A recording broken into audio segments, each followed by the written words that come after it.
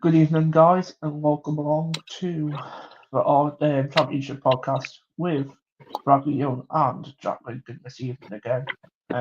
Evening, Jack. Evening.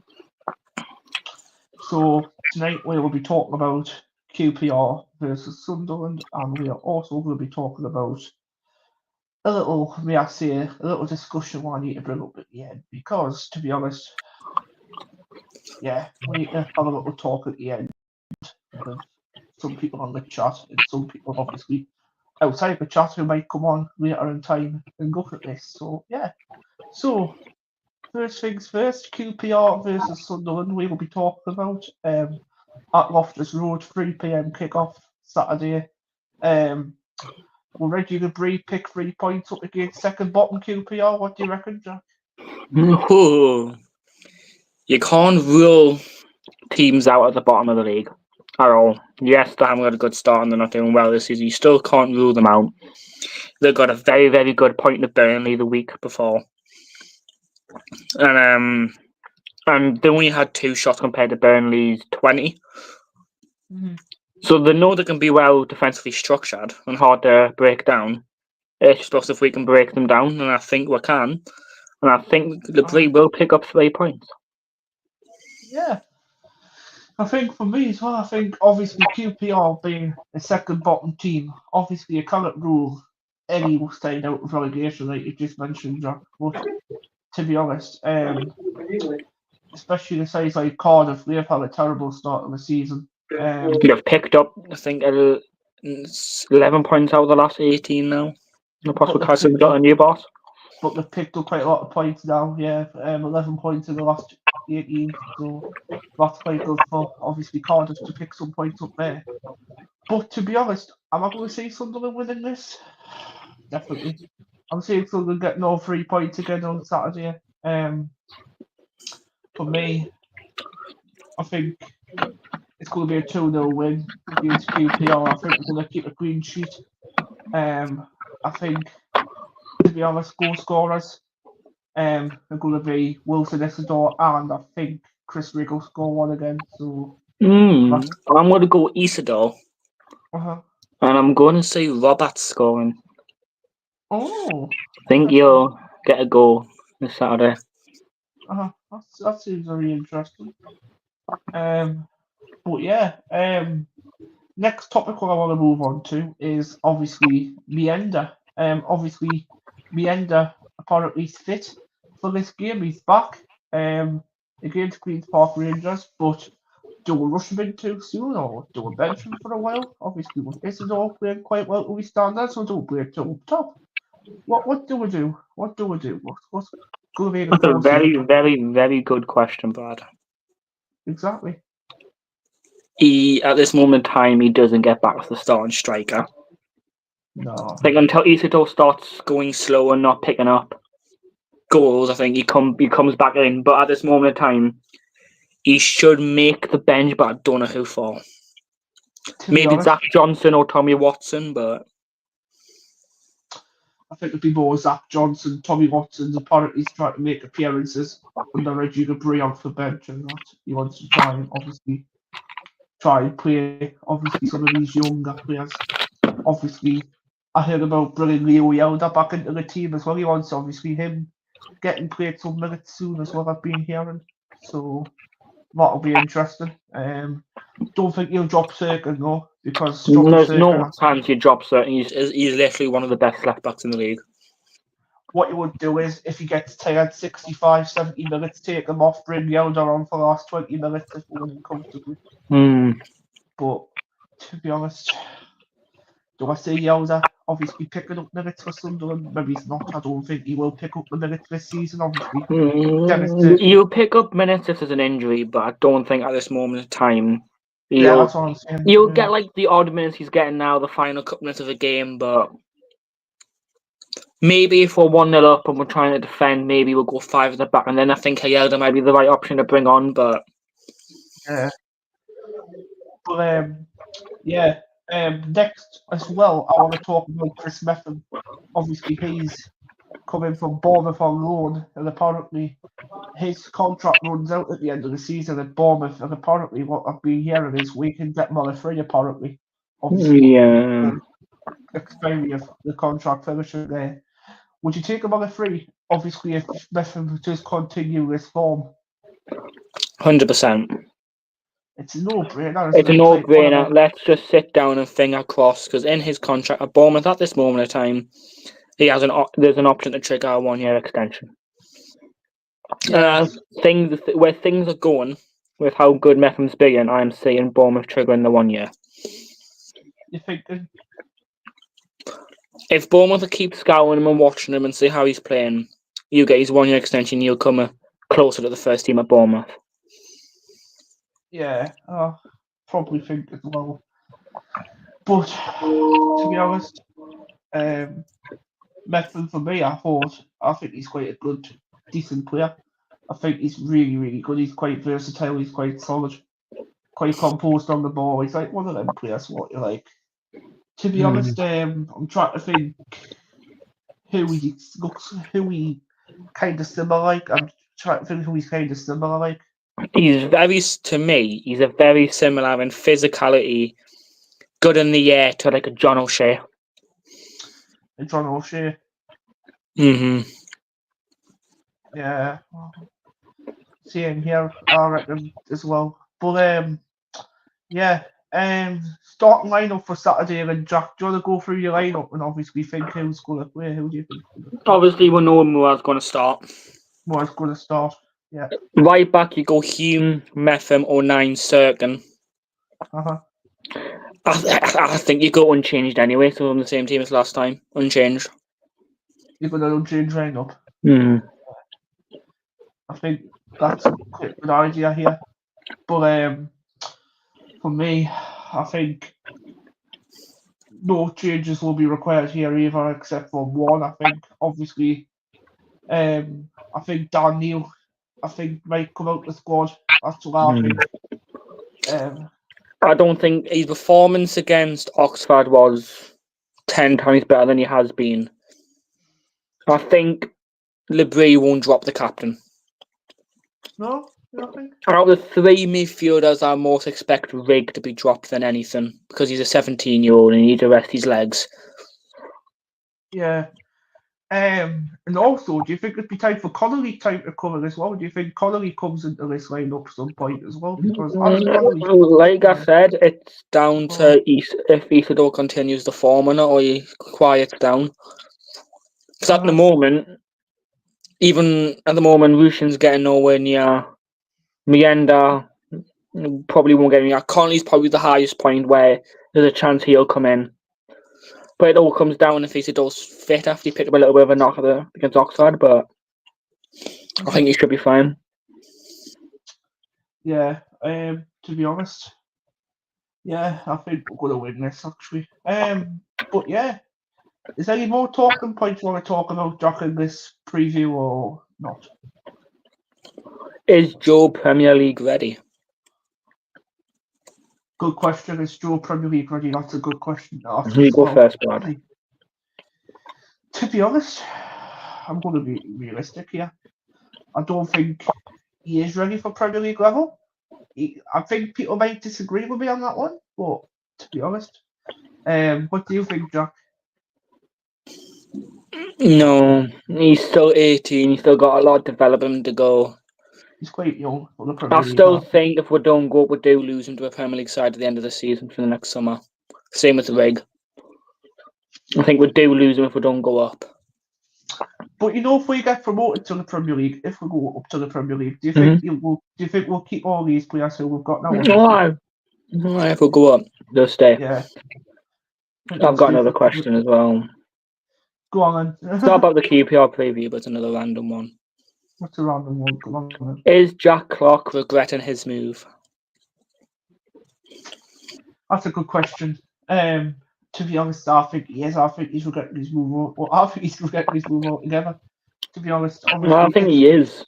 There's reports come around. He's not saying it, but you can see it. Why? Like, what he done is obviously went to Ipswich 2 months ago, Like, what the fuck's he done since he went to Ipswich 2 months ago? What's he done? Got 1 assist, wow. Honestly, yeah, brilliant. And then had an open goal and blasted over the bar. Exactly, Remain Mundo's had how many goals in these past 3 or 4 games? Or, we have to say, 8, 9 games? I think he's on 11 games and I think 4 goals. 11 games, 4 goals for me. That's still better than Jack Clark's stats, I'll tell you that for certain. Up to now. I don't think personally Clark wanted to go. No, I think it was his agent. You think it's down to, obviously, Hart? Obviously, his agent. Yeah, I think his agent wanted him to go. I don't think Clark didn't want to. But he could have waited for a better club to send Clark to than Ipswich. Yeah, I think he should have sent like about Crystal Palace and Everton or even a West Ham.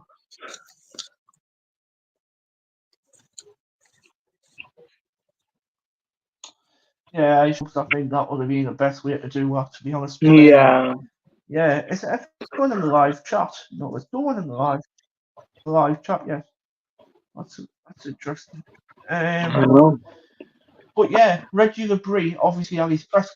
Reggie Labrie had his press this afternoon, didn't he, for the game today? For the game on Saturday, sorry. Did you watch the press? Did you watch the press conference? Yeah. No, I don't watch them. You not watch the press conferences, do you not? No. It's just him talking. Not a video when it comes on Facebook.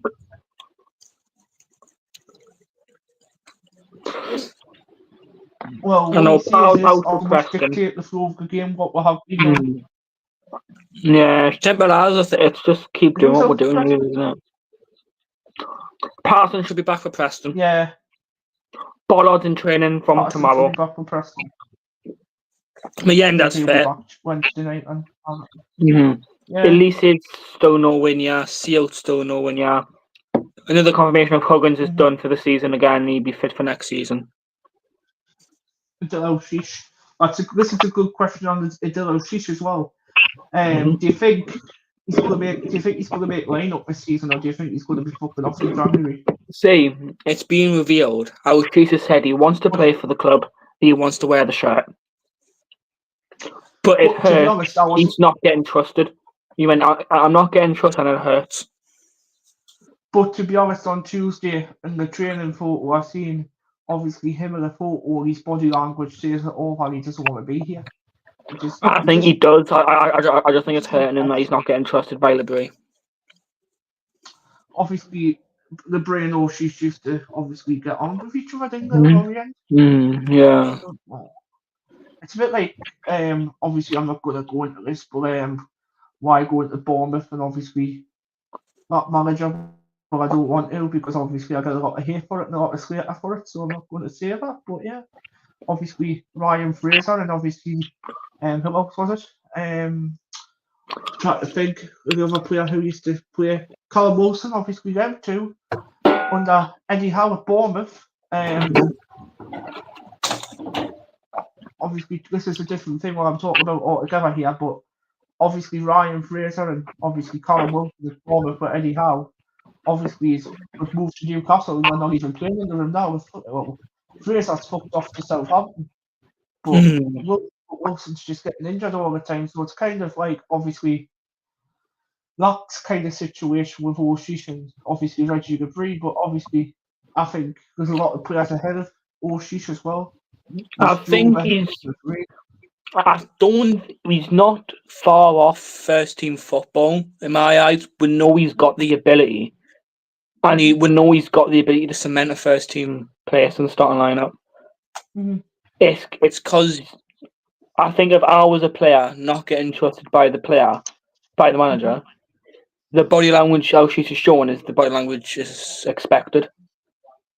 Yeah. If you're sitting there not getting trusted as a player, then knowing that the player's got quality and can cement a first team place in a squad, and I think O'Sheesh will get into any championship team. O'Sheesh is not the worst player. We know he can play football. We know he can perform at the highest level. He's just not getting trusted. And I like O'Sheesh. I think he's a good player. Exactly. But he's just not getting trusted. He's not, is he? But yeah, obviously back to the QPR preview. I don't think there's much talk in this preview, to be honest. I think we should stop. obviously We should we're start going on. Abdullah Bar just to get a goal again. Yeah, I think we should start and do the ball.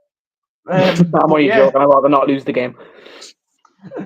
But yeah, we'll move on to something different now. What's not preview related. What's nothing like that. It's kind of what can I say? What can I say? Right? There's some people like keyboard warriors who just want to type on Twitter X and fucking Instagram and Facebook and WhatsApp groups and that who just want to try and be clever and funny. But you know what? You're not funny because you know why? Have you? Because this has happened twice already. Right? Behind the keyboard, you've said things to us. Calling me a fat mess, calling me this, calling me that, calling this channel absolutely worse than shit. Like, what I'm doing for this channel, the effort I've put in for this channel in the last 2 years has been sensational. Obviously, the members will have obviously gelled together.